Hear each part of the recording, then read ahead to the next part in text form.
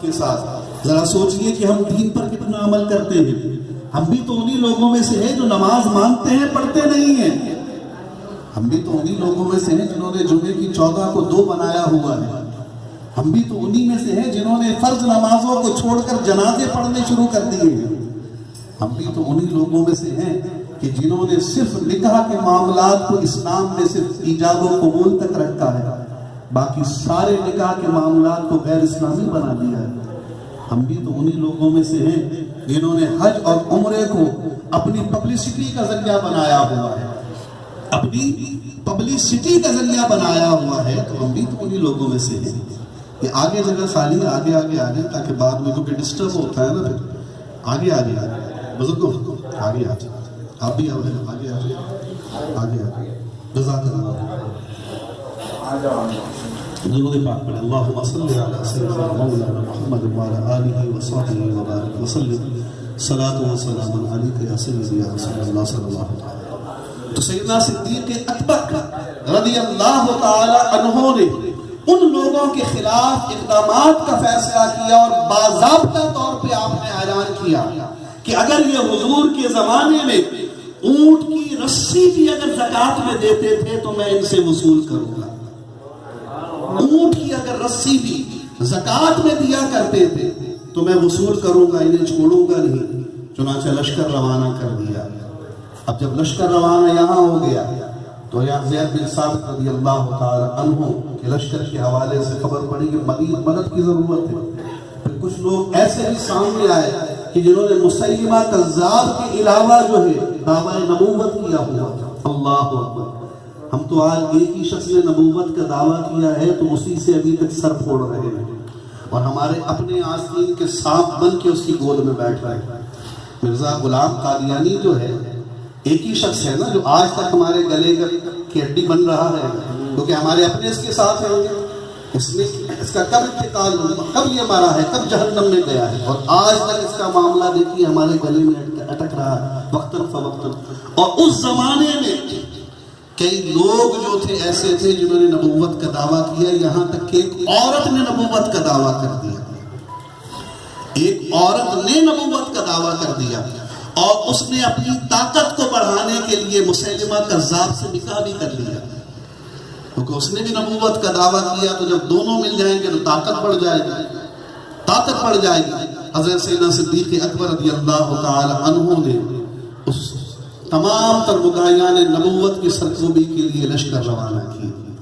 سیدنا فاروق اعظم رضی اللہ تعالی عنہ فرماتے ہیں کہ ہم اس وقت نہیں سمجھ پا رہے تھے کہ ابو بکر صدیق رضی اللہ تعالی عنہ یہ کس طرح قدم اٹھا رہے ہیں، لیکن جب آپ کا قدم اڑ جاتا اور اس کے بعد جب اس کے اثرات اور ثمرات ہم تک پہنچتے تو پھر ہم آپ کی نگاہ عبقریت کی اور فیصلے کے معترف ہو جاتے اور ہمیں پتہ چل جاتا کہ جہاں سے ہماری نگاہیں کام کرنا چھوڑ دیتی ہیں وہاں سے ابو بکر کی نگاہ کام کرتی ہے.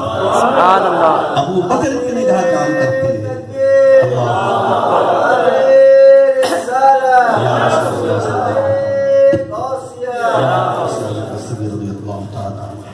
تو جہاں سے ہماری نگاہ کام نہیں کرتی وہاں سیدنا صدیق اکبر رضی اللہ تعالی عنہ کی نگاہ جو ہے وہ کام کرتی ہے. تو ابتدائی سال میں آپ نے اسلام کے خلاف اٹھنے والے تمام فتنوں کا خاتمہ کر دیا. تمام فتنے ختم ہو گئے. آج تو ہم کہتے ہیں کہ آپ 5 سال ہمیں ملے، ہم تو کچھ بھی نہیں کر سکتے، ابھی تو صرف قرض اتارنا باقی رہ گیا. اب اگلی مرتبہ 5 سال دو تو پھر کوئی کام کریں گے، پھر اس سے اگلی مرتبہ دو تو پھر کوئی کام کریں گے. اور قوم ایسی بے وقوف ہے کہ اعتبار کر لیتی ہے. قوم ایسی بے وقوف ہے کہ اعتبار کر لیتی ہے. جبکہ قوم کون سی ہے؟ قوم ہے صاحب ایمان، اللہ کے پیارے رسول پر ایمان لانے والے. اور اس قوم کی خصوصیات کیا ہیں؟ مومن کی خصوصیت کیا ہے؟ حضور نے فرمایا کہ مومن 3 باتوں میں کبھی بخل نہیں کرتا. مومن 3 باتوں میں کبھی بخل نہیں کرتا. نمبر 1، مومن کا جو بھی کام ہوتا ہے وہ اللہ کے لیے ہوتا ہے. اس کا کوئی کام دکھاوے. نمبر 2، مومن جو ہے وہ امراء کو، ائمہ کو اور بڑے لوگوں کرنے والا ہوتا ہے، یعنی مومن جانتا ہے کہ یہ غلط ہو رہا ہے تو پھر وہ خاموش نہیں رہ سکتا، وہ خاموش نہیں رہ سکتا، وہ وہاں بول پڑے گا، وہ بول پڑے گا وہاں۔ تو آج کا مومن کیا ہے؟ آج کا مومن تو انگلیاں دانتوں میں دبا کے بیٹھا، اس کو تو بلوانا پڑتا ہے، بولو میں۔ اور آج کے مومن سے تو صرف سبحان اللہ الحمدللہ بلوایا، وہ کلمہ حق کیا کہے گا؟ کلمہ حق کیا کہے گا؟ اس سے تو صرف یہ کہا جاتا ہے کہ سبحان اللہ بول دو، الحمدللہ بول دو، ماشاء اللہ بول دو۔ وہ سمجھتا ہے شاید میں نے ایمان کا حق ادا کر دیا ہے۔ نہیں، ایمان کا حق تو یہ ہے کہ اپنے اندر ایمانی صفات پیدا کرے، ایمانی صفات اپنے اندر دیکھے کہ کیا میرے اندر صفات ہیں یا نہیں ہے۔ اور ایمانی صفات کی ایک صفت یہ ہے کہ مومن جو ہے وہ نصیحت کرنے والا ہے، ائمۃ المسلمین کو، مسلم حکمرانوں کو نصیحت کرنے والا ہے، عمراء کو، بگڑے ہوئے لوگوں کو جن کے قدم پھسل رہے ہوں انہیں نصیحت کرنے والا ہے۔ چنانچہ آج کے مومن میں یہ معاملہ نہیں، لیکن اس زمانے میں صحابہ اس مقام اور اس منصب پر فائز تھے۔ انہیں اگر نظر آتا اپنی سوچ کے مطابق کہ شاید یہ قدم جو اٹھایا جا رہا ہے یہ کہیں ایسا نہ ہو کہ اسلام کے نقصان کا سبب بن جائے، اسلام کے خلاف چلا جائے، تو وہاں پر کہہ اٹھتے تھے۔ اور سیدنا صدیق اکبر جانتے تھے کہ میں جو قدم اٹھا رہا ہوں، میں جو قدم اٹھا رہا ہوں وہ اسلام کے مفاد میں اٹھا رہا ہوں، اس کی عروج کے لیے اٹھا رہا ہوں، اس کے استحکام کے لیے اٹھا رہا ہوں۔ اور چونکہ مجھے حضور کی عنایت اور شفقت حاصل ہے گی تو انشاءاللہ تبارک و تعالی اس قدم کے غلط ہونے پھسلنے کا سوال ہی پیدا نہیں ہوتا، سوال ہی پیدا نہیں ہوتا۔ چنانچہ خلافت کے ابتدائی سالوں میں سیدنا صدیق اکبر رضی اللہ تعالی عنہ نے یہ سارے کے سارے فتنوں کی سر کو بھی کر دی، اور سب سر کو بھی کر دی تو محمد حسین ہیکل نے جو کہا کہ اگر سیدنا صدیق اکبر کی حکومت عمر سے پہلے نہ ہوتی تو عمر کی حکومت اتنی کامیاب و کامران نہ ہوتی، یہ ہمیں پتہ چلتا ہے، نظر آتا ہے۔ دیکھیے اللہ تبارک و تعالی جل شانہ نے اپنے محبوب کے بعد مسلمانوں کے لیے جو خلافت کا نظام جاری فرمایا، خلیفہ کیا ہوتا ہے؟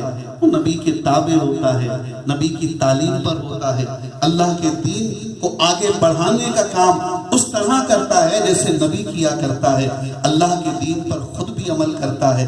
سیدنا صدیق اکبر رضی اللہ تعالی عنہ نے بھی اپنی زندگی میں یہی کام کیا۔ روایات میں آتا ہے کہ جب آپ کا خلیفہ بنایا گیا تو کچھ دن کے بعد کسی نے دیکھا کہ آپ کپڑوں کا گٹھا اٹھائے ہوئے اپنے کاندھے پر جو ہے وہ تجارت کے لیے جا رہے ہیں۔ سیدنا عمر فاروق رضی اللہ تعالی عنہ کی نظر پڑی، پوچھا ابو بکر کہاں جاتے ہیں؟ کہا خلیفہ تو بن چکا ہوں لیکن گھر والوں کو بھی دیکھنا ہے، لہٰذا ان کے لیے کچھ معاش کا سلسلہ بنا لوں تو پھر اس کے بعد اس منصب کو بھی دیکھوں گا۔ عمر فاروق رضی اللہ تعالی عنہ نے فرمایا اگر آپ اپنا وقت ادھر دیں گے تو پھر مسلمانوں کے معاملات کون دیکھے گا؟ تو آپ نے فرمایا اب تم ہی سوچو کہ میں کیا کروں۔ کہا کہ بیت المال جائیے اور جو کچھ آپ کا خرچ بنتا ہے وہ بیت المال سے لے لیجئے۔ سیدنا صدیق اکبر رضی اللہ تعالی عنہ بیت المال گئے اور اس وقت بیت المال کے جو نگران تھے ان سے جا کر ساری امداد عرض کر دی، تو انہوں نے وقت کے پہلے خلیفہ کے لیے جس کا مقام، جس کا مرتبہ، جس کے مناقب، جس کے فضائل، جس کی قربانیاں کیا کچھ نہیں، اس کے لیے پہلے خلیفہ کے لیے جو سالانہ بیت المال سے وظیفہ مقرر کیا وہ کیا تھا؟ وہ وظیفہ یہ مقرر کیا تھا کہ ایک جوڑا گرمی کا ملے گا اور ایک جوڑا سردی کا ملے گا۔ ایک جوڑا آپ نے پوری گرمی چلانا ہے اور جب یہ جوڑا پہننے کے قابل نہیں رہے گا تو پھینکنا نہیں ہے، صدقہ نہیں دینا کسی کو، یہ بیت المال میں جمع کرنا ہے، اور پھر دوسرا جوڑا پھر آپ کو گرمی میں دیا جائے گا۔ اور اسی طرح سردی کا ایک جوڑا ہے کہ آپ کو دیا جائے گا، اور جب یہ جوڑا پہننے کے قابل نہ رہے تو ایسا نہیں کہ آپ یہ صدقہ کر دیں بلکہ بیت المال کی امانت ہے، آپ یہ بیت المال میں واپس کریں گے اور پھر اس کے بعد جو ہے آپ کو دوسرا جوڑا دیا جائے گا۔ سال میں 500 درہم آپ کا وظیفہ مقرر کیا گیا، ایک سال میں 500 درہم آپ کا وظیفہ مقرر کیا گیا، اور اس تمام تر ماحول میں سیدنا صدیق اکبر رضی اللہ تعالی عنہ نے خلافت کی ذمہ داری سنبھالی۔ نبی دنیا سے جاتے ہیں تو کچھ چھوڑ کے نہیں جاتے، دنیا کا سامان ترکہ نہیں ہوتا، ان کا صرف ترکہ جو ہے وہ علم ہوتا ہے، صرف ترکہ جو ہے وہ علم ہوتا ہے۔ سیدنا صدیق اکبر رضی اللہ تعالی عنہ نے حضور کی سنت کو باقی رکھا، اس سنت کو باقی رکھا۔ جب آپ کا وصال ہونے لگا تو آپ نے اپنی صاحبزادی سیدہ عائشہ صدیقہ رضی اللہ تعالی عنہ کو بلایا اور بلا کر کہا کہ ہمارا جو ایک مکان ہے اس مکان کی جو قیمت ہے اسے بیچ دینا، اور جو قیمت ملے جتنا ہم نے اس 2 سال میں بیت المال سے وظیفہ لیا ہے وہ بیت المال میں جمع کرا دینا، بیت المال میں جمع کرا دینا۔ مقصد کیا ہے عزیزان گرامی؟ مقصد یہ ہے کہ ہم نے 2 سال مسلمانوں کی جو خدمت کری ہے وہ اخلاص کے ساتھ کری ہے، ہم نے اس خدمت پر کوئی معاوضہ نہیں لیا، ہم نے اس خدمت پر کوئی معاوضہ نہیں لیا۔ اس وقت مجبوری میں جو پیسے ہمیں دیے گئے وہ ہماری مجبوری تھی، اب جب وہ مجبوری ختم ہو رہی ہے تو وہ سارا کا سارا قرض جو ہے وہ بیت المال میں جمع کرا دیا جائے۔ جب بیت المال میں وہ جمع پیسے کرائے گئے، سیدنا عمر فاروق رضی اللہ تعالی عنہ قریب موجود تھے، آپ کے اس معاملے کو دیکھ کر کہنے لگے اے ابو بکر، آپ نے اپنے بعد آنے والے لوگوں کے لیے بڑی مشکل پیدا کر دی ہے، اگر اسی طرح خلافت کی ذمہ داری سنبھالی گئی تو پھر کوئی خلیفہ نہیں بنے گا، پھر کوئی خلیفہ نہیں بنے گا۔ آج تو لوگ چوکوں کی خلیفہ بن جاتے ہیں نا، کیونکہ مال پانی کا معاملہ ہے، تو جہاں مال ہے وہاں لوگ چل رہے ہیں کہ جیسے آج ایم پی ہے ایم ایل اے، تو اسی طرح چوکوں کے خلیفہ بھی آج کل آ گئے ہیں، اور اسی طرح سے گدیوں میں خلافت آ گئی، کچھ نہیں ملتا تو کوئی ایسی جھوٹی خلافت کا اعلان کرنے، چلو آتا تو رہے گا۔ یہاں خلافت کا معاملہ یہ ہے کہ دین کی 2 سال خدمت جو کی فی سبیل اللہ، فی سبیل اللہ کی ہے، اس پر کوئی معاوضہ سیدنا صدیق اکبر رضی اللہ تعالی عنہ نے نہیں لیا، کوئی معاوضہ نہیں لیا۔ اپنے زمانے میں سیدنا صدیق اکبر رضی اللہ تعالی عنہ نے جو نظام قائم کیا، جو موقع آپ کو ملا، اس میں آپ نے سب سے زیادہ تو توجہ دی، وہ توجہ منصب قضا کو دی، فیصلہ کرنا، لوگوں تک عدل ہونا، لوگوں تک عدل کے معاملات پہنچانا، اور اس حوالے سے عدل کے معاملات میں آپ خود بھی فیصلے کیا کرتے تھے، آپ خود بھی فیصلے کیا کرتے تھے، اور جہاں دیدہ لوگوں کو اس منصب پر بیٹھاتے تھے، یہاں تک کہ اگر کبھی کوئی فیصلہ آتا تو سیدنا صدیق اکبر رضی اللہ تعالی عنہ نے جو طریقہ اس مسئلے کو حل کرنے کے لیے نکالا وہ کیا تھا؟ سب سے پہلے اس مسئلے کا حل قرآن میں تلاش کرتے تھے، اگر نہیں ملتا حضور کی سیرت میں یعنی احادیث مبارکہ میں دیکھتے، اگر احادیث مبارکہ نہیں ملتا تو پھر صحابہ کرام رضوان اللہ تعالی علیہ مجمعین سے مشاورت کرتے، اور اس مشاورت کے بعد جس کا مشورہ صائب ہوتا اس مشورے پر فیصلہ کر دیا کرتے تھے، اس مشورے پر فیصلہ کر دیا کرتے تھے۔ اسی طرح سے اپنے زمانے کے جو گورنر آپ نے نافذ کیے مختلف علاقوں میں، ان کے ذمے صرف یہ کام نہ تھا کہ وہ وہاں بیٹھ کر لوگوں کی نگرانی کریں۔ عزیزان گرامی، اس زمانے میں جو گورنر ہوتے تھے ان کی ذمہ داری ایک یہ بھی تھی کہ وہ مسجد میں نماز پڑھائیں، کیونکہ مسجد میں اگر کوئی باروب شخص نماز پڑھائے گا، جس کے پاس اختیار ہو، اس کے پاس پیچھے حکومت کی طاقت ہو، تو پھر مسجد کے چھوٹے موٹے چیخ پکار کرنے والے لوگوں کو پنپنے کا موقع نہیں ملے گا۔ کہ آج چونکہ طاقت نہیں رہی نا بولنے کی، تو بولنے والے بہت آ رہے ہیں، لیکن اگر آج بھی خلیفہ آ جائے، آج بھی بڑے طاقتور لوگ آ جائیں جو دین کے مطابق معاملات کریں، تو کسی کو بھی فتنے کو سر اٹھانے کا موقع نہیں ملے گا۔ اس زمانے میں ساتھ ساتھ اس زمانے کے جو گورنر ہوتے تھے ان کے ذمے اگر نمازیں پڑھانا تھا تو ساتھ میں دین کی تعلیم دینا بھی تھا۔ چنانچہ ایک گورنر کے بارے میں آتا ہے کہ زیاد بن لبید ایک گورنر تھا، وہ اپنی مسجد میں نہ صرف یہ کہ نماز پڑھاتا تھا بلکہ جو نو مسلم ہوتے یا مسلمانوں کے بچے ہوتے انہیں قرآن بھی سکھاتا تھا اور شرعی مسائل بھی بتایا کرتا تھا، شرعی مسائل بھی بتایا کرتا تھا۔ یعنی دین کی ذمہ داریاں جو ہیں وہ آپ نے ان تمام تر لوگوں کے سپرد بھی کی ہوئی تھی. اب جب دین کی ذمہ داریاں ان لوگوں کے سپرد بھی ہوں گی تو پھر دین تو چلے گا نا. اور دین کی ذمہ داری سے مسجد کے امام کے سپرد ہو جائے گی، اور مسجد کے امام سے ہٹ کر قومی اسمبلی میں بیٹھے ہوئے، سینٹ میں بیٹھے ہوئے، صوبائیوں میں بیٹھے ہوئے اور پھر یوسیز میں بیٹھے ہوئے لوگوں سے نکل جائے گی، تو پھر لانے والے دین کا کیا ہوگا؟ دین کا تو بیڑا کیا کہا ہے آگے وہ لفظ بھی زبان کی نہیں آتی. تو اس زمانے میں آپ نے ذمہ داریاں دین کے حوالے سے جو ہے وہ اس وقت کے گورنروں کو دی، اور ان سے باقاعدہ پرسش ہوا کرتی تھی. پوچھا جاتا تھا کہ وہ اپنی ذمہ داریاں نبھا بھی رہے ہیں یا نہیں نبھا رہے ہیں. کہیں ایسا تو نہیں کہ اپنی ذمہ داریوں سے عہدہ برا نہیں ہوں گے. سیدنا صدیق اکبر رضی اللہ تعالی عنہ کی زندگی جو خلافت کے حوالے سے گزری ہے، اس میں ایک پہلو تو میں نے آپ کے سامنے یہ رکھا کہ آپ نے اپنے فیصلے اٹل کیے ہیں، لیکن کوئی یہ نہ سمجھے کہ پھر آپ کسی کی سنتے ہی نہ، کوئی یہ نہ سمجھے. حضرت زید بن ثابت کی بات ہے، کسی کی نہیں مانی. مانعین زکوٰۃ کی بات ہے، کسی کی نہیں مانی.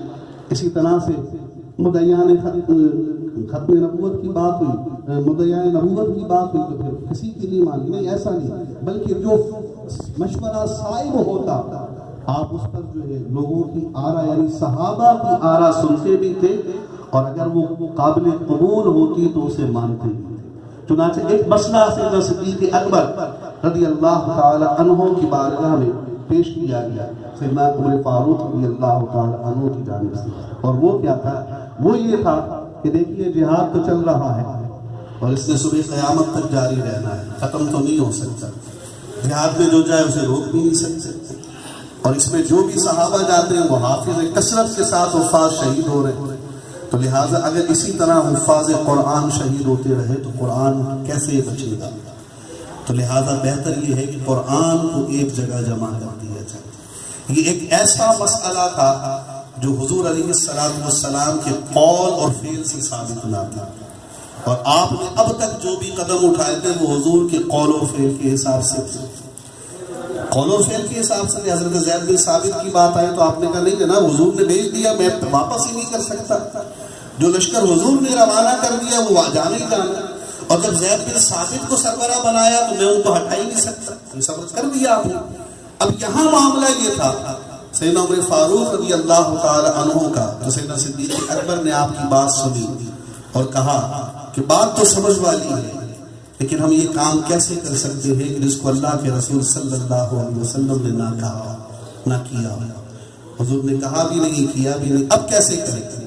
اب یہاں وہ لوگ سنیں کہ جو آج کل بہت سارے لوگوں کی زبانوں سے بدعت سنتے، نیا کام، نیا، اپنی مرضی کے سارے نئے کام چل رہے ہیں، اور دین کے مفاد کے جو نئے کام ہوں تو پھر ان پر جو ہے بند کرنے کی چاہتے ہیں. اپنے مفاد کے سارے نئے کام چل رہے ہیں. تو دیکھیے نئے کام کا معاملہ کیا ہوتا ہے. اذان محترم سیدنا صدیق اکبر رضی اللہ تعالی عنہ سے حضرت عمر نے اصرار کیا. آپ غور کریں اس میں دین کا فائدہ ہے، آپ غور کریں اس میں دین کا فائدہ ہے. سیدنا صدیق اکبر رضی اللہ تعالی عنہ فرماتے اللہ نے میرا سینہ کھول دیا، اللہ نے میرا سینہ کھول دیا، اور مجھ پر یہ حقیقت آشکارا ہو گئی کہ اگرچہ یہ کام حضور نے نہیں کیا، نہ کرنے کو کہا، لیکن اس میں دین کا فائدہ ہے. میں نے قرآن مجید کو جمع کرنے کا حکم دے دیا. میں نے قرآن مجید پتہ یہ چلا کہ جس نئے کام سے دین کو فائدہ ہو اس کو کرنا جو ہے ایسا ہے جیسے دین کے کسی کام کو کرنا ہے.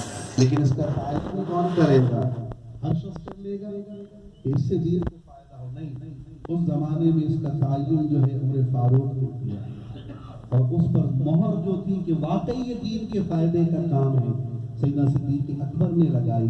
تو آج کے دور میں بھی جو بدعات حسنہ ہیں ان کو ہر شخص اپنے طور پہ رائج نہیں کر سکتا جب تک علماء حق کی مہر نہ ہو.